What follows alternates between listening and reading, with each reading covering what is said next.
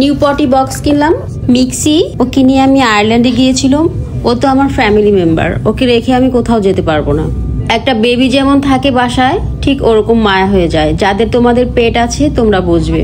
So আয়ারল্যান্ডে থেকে যখন ইটালিতে ব্যাক করলাম, তখন ওর পটি আর যা কিছু আছে ওর ইউজের এভরিথিং রেখে এসেছি।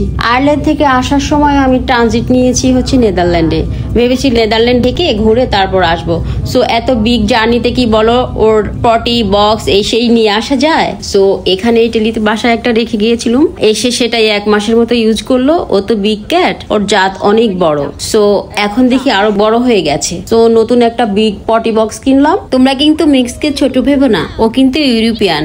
আর ইউরোপিয়ান পাসপোর্ট আছে, আর আমার তো আলহামদুলিল্লাহ ইটালিয়ান রেড পাসপোর্ট আছেই। আমাদের ভিসা কোনো ইস্যু নেই। আর সে খুব বোল্ড, জার্নি করে প্লেনে, তারপর ট্রেনে, কারে, এভরিহোয়ার এনজয় করে। আর ও তো সেলিব্রিটি হয়ে গেছে, যেখানেই ওকে নিয়ে যায় সবাই ওর জন্য পাগল হয়ে যায়, বলে একটা ছবি নিতে পারি।